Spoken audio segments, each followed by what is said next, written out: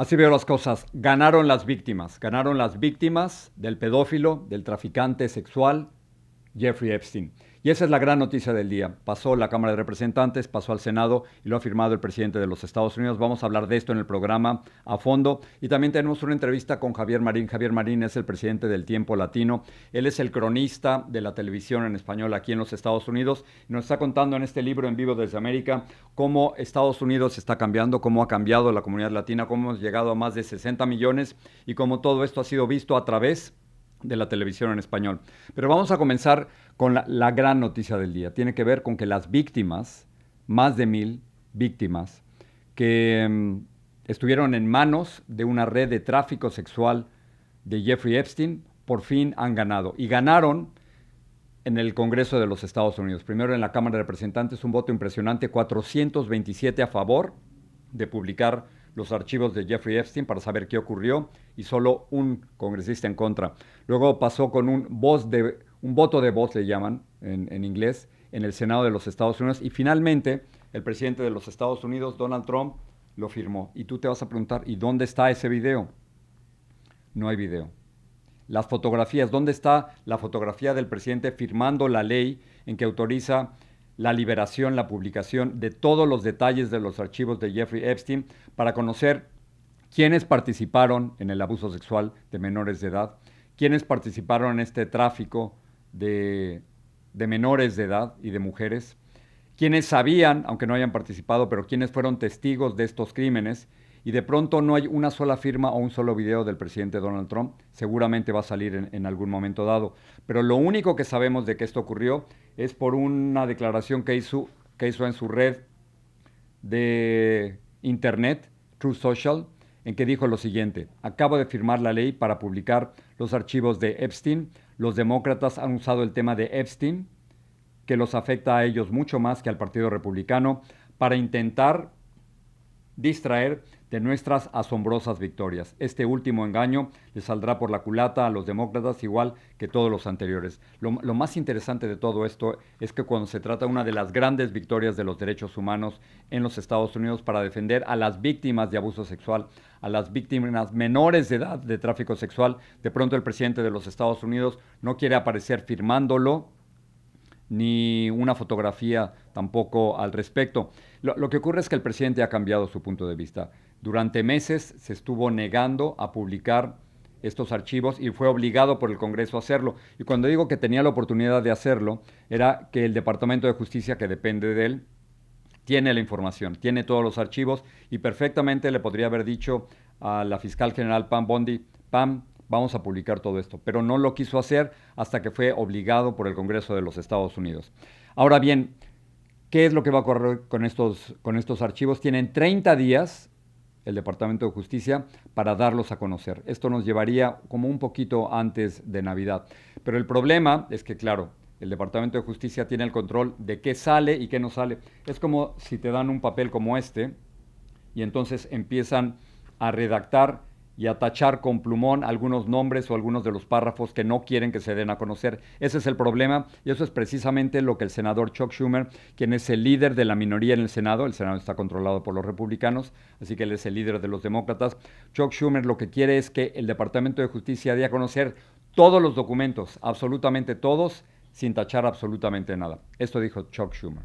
And then pressure on the DOJ to release the full unredacted files. No hiding, no game playing, no covering up. Pressure to make sure the documents are released in their entirety and not warped by a corrupt DOJ, who's hell-bent on hiding the truth, bending the law, and protecting Trump. Chuck Schumer le está pidiendo al Departamento de Justicia, que depende del presidente Donald Trump, que no hagan trampas, que por favor no hagan trampas. ¿Y cómo se puede hacer una trampa? Bueno, lo que ocurre es que efectivamente el Congreso ha dado la orden de que se den a conocer los archivos, ¿verdad? Muy bien. Al mismo tiempo, hay una investigación que acaba de comenzar hace solo unos días por Pam Bondi, la fiscal general, en la que el Departamento de Justicia va a investigar si algunos demócratas estuvieron vinculados con la red de tráfico sexual de Jeffrey Epstein. Entonces, lo que podría ocurrir es que, debido a la investigación del Departamento de Justicia, los documentos queden bloqueados y no se puedan dar a conocer. Entonces, por eso Chuck Schumer lo que está diciendo, no hagan trampas, Departamento de Justicia, queremos dar a conocer todos los documentos y por favor, queremos todo completo, no solo una parte. Las víctimas, estamos hablando de por lo menos 1,000 mujeres, muchas menores de edad, que fueron abusadas sexualmente en red de tráfico sexual por Jeffrey Epstein, un financista pedófilo, quien después murió en un suicidio en la cárcel. Y entonces las víctimas entienden perfectamente que esta es una gran victoria después de años de estar peleando porque haya justicia, porque no únicamente se trataba de meter a Jeffrey Epstein en la cárcel, que terminó en la cárcel, y Ghislaine Maxwell, su principal asistente, sino que hay muchísimas personas que estuvieron participando en esta red de tráfico sexual y que tienen que responder a la justicia. Por lo tanto, una de las víctimas lo que está diciendo, hubiéramos querido celebrar, pero no es el momento de celebrar. Lo que yo he escuchado, y me parece que es lo más correcto, es que estamos al final del principio. Esto es lo que dijo ella. It's a relief to see him do the right thing by signing the bill. It feels incredible. It feels like surreal. But you know, of course, there's a part of me that wants to be full on happy, but I do have reservations because you know, he's become very unpredictable, especially with the Epstein files. So I want to celebrate, but I want to kind of wait and see what unfolds in the next couple of days. Con cautela, efectivamente, quieren celebrar, pero que hay que esperar lo que ocurre en los próximos días. Y como les decía al principio del programa, hay 30 días para que el Departamento de Justicia dé a conocer todos, no una parte, ni nada más lo que quieren los republicanos o el presidente Trump, todos los documentos de Jeffrey Epstein, que salga a la lista y que caiga quien caiga. Vamos a dejar lo de Jeffrey Epstein por un momento y vamos a hablar de James Comey, quien fue el director del FBI. Y si ustedes se acuerdan, en el 2016, antes de las elecciones, él realizó, como director del FBI, una investigación para ver si el gobierno de Rusia estaba interfiriendo en las elecciones del 2016 para beneficiar al entonces candidato Donald Trump.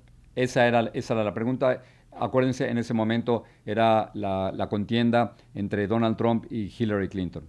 Entonces, Donald Trump estaba muy molesto con James Comey por haber iniciado esta investigación, que finalmente no concluyó que Rusia participó y ni que Trump sabía de ningún tipo de interferencia de Rusia durante esas elecciones. Muy bien. El caso es que esto se le quedó metido a Donald Trump y ahora su Departamento de Justicia está investigando a James Comey del FBI y lo acaban de acusar, hace solo unos días, lo acaban de acusar de mentirle al Congreso. Pero vamos a tratar de entender cómo funciona el sistema legal aquí en los Estados Unidos, el sistema criminal. Muy bien, vamos a suponer que el Departamento de Justicia tiene algo en contra de James Comey. ¿Cómo se hace? ¿Cómo se inicia este proceso?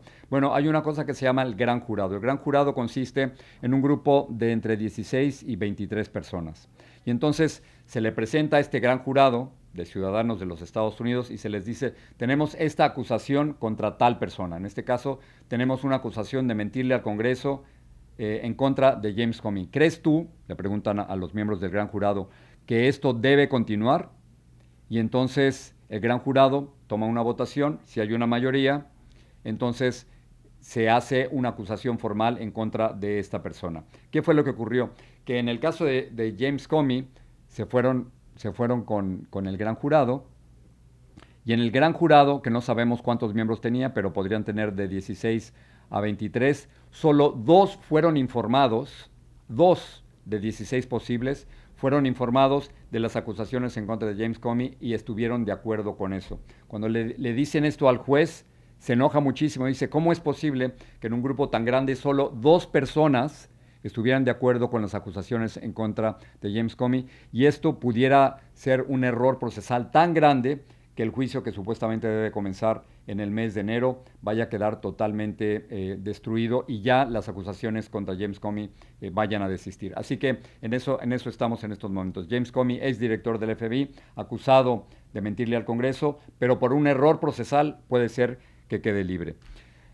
El funeral de Dick Cheney. Dick Cheney fue un político conservador que ha trabajado con y que trabajó con muchísimos presidentes de los Estados Unidos, pero quizás tú y yo lo recordamos más por haber sido el vicepresidente con George W. Bush y por haber participado intensamente en esta campaña para promover la idea, una idea equivocada, de que en Irak había armas de destrucción masiva, lo que generó la guerra que comenzó en el 2003 y que costó miles y miles de víctimas.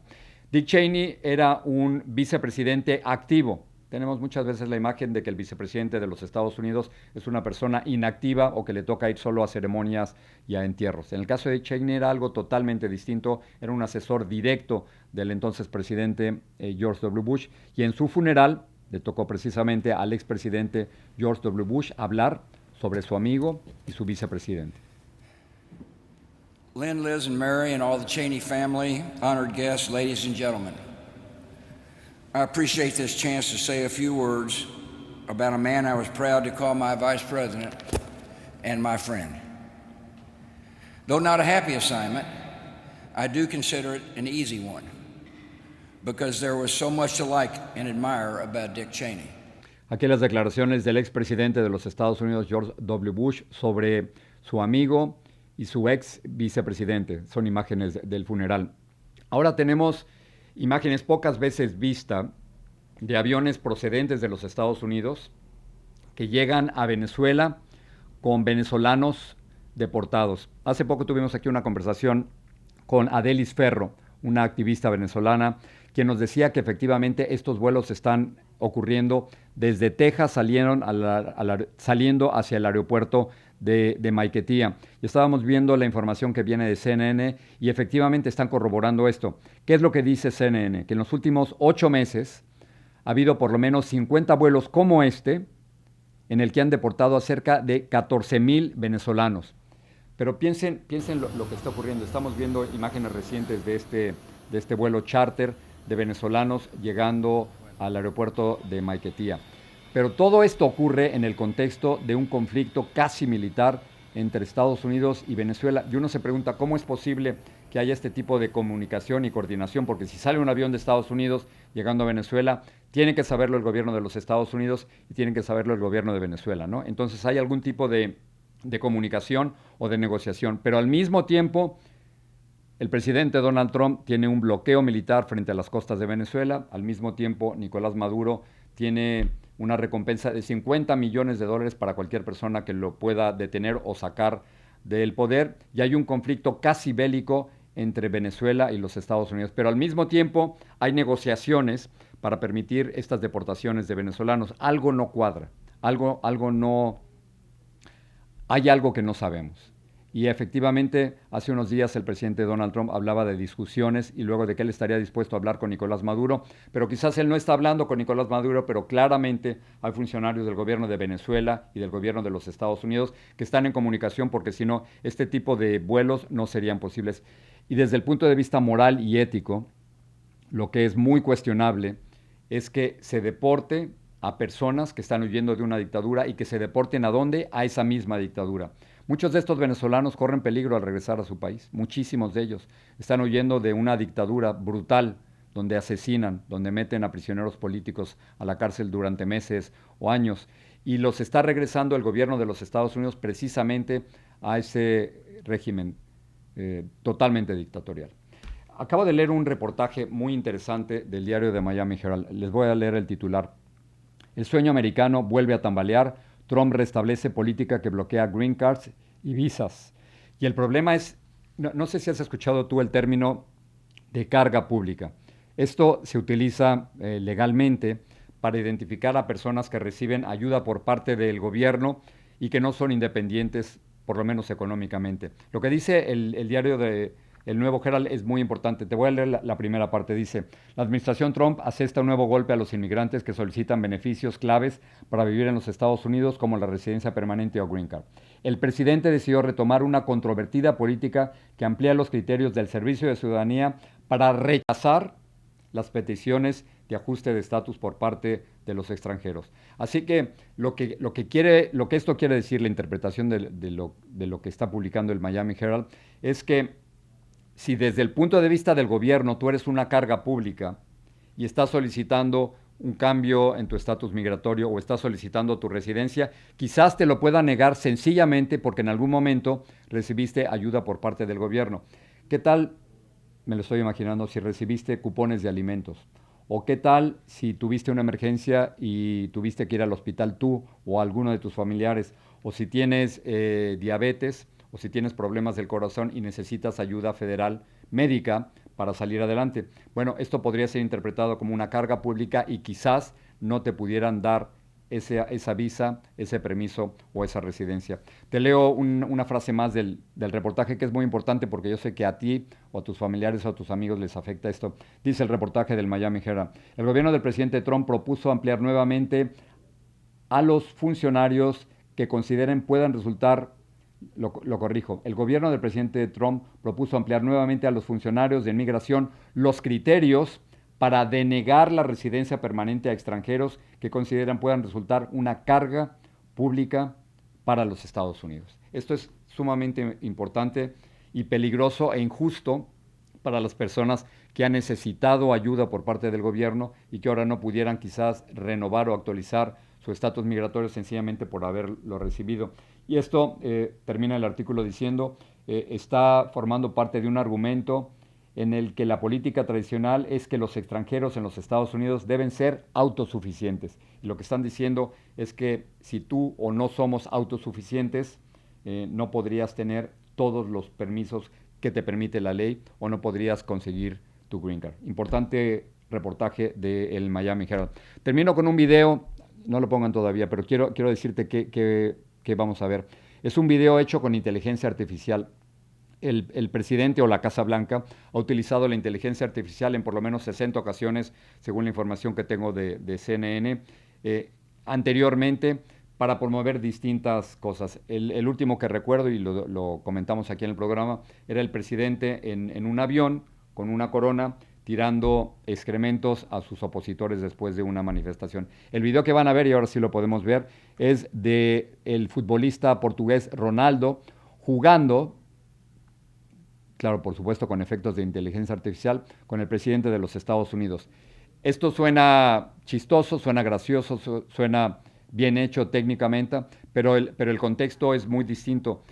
Ronaldo vino a participar en la cena que anoche hubo en la Casa Blanca, en la que participó el príncipe heredero de Arabia Saudita, Mohammed bin Salman. Mohammed bin Salman ha sido acusado por la CIA, antes por supuesto de que Trump fuera presidente, fue acusado por la CIA de orquestar el asesinato de Jamal Khashoggi, un comentarista, un columnista del diario el Washington Post, quien fue asesinado en el 2008 en el consulado de Arabia Saudita en Estambul, y lo mataron de tal forma, lo hicieron de una forma tan brutal que no han encontrado partes de su cuerpo. Creen que lo despedazaron y lo sacaron poco a poco del consulado. El príncipe heredero de Arabia Saudita llega hacia los Estados Unidos, era un paria a nivel internacional, pero llega a los Estados Unidos y lo recibe en la misma Casa Blanca el presidente Donald Trump. Y para hacerle una fiesta en la cena, invita a muchas personas, incluyendo Ronaldo, que juega, por supuesto, en la Liga de Fútbol de Arabia Saudita. Así que ese es el contexto. Entiendo que el video tiende o pretende ser gracioso, pero el contexto le quita totalmente cualquier posibilidad de humor. Ahora sí, vámonos con nuestra entrevista. Es una entrevista con Javier Marín. Javier Marín acaba de escribir este libro llamado En Vivo desde América, que nos cuenta cómo la TV latina conquistó a los Estados Unidos.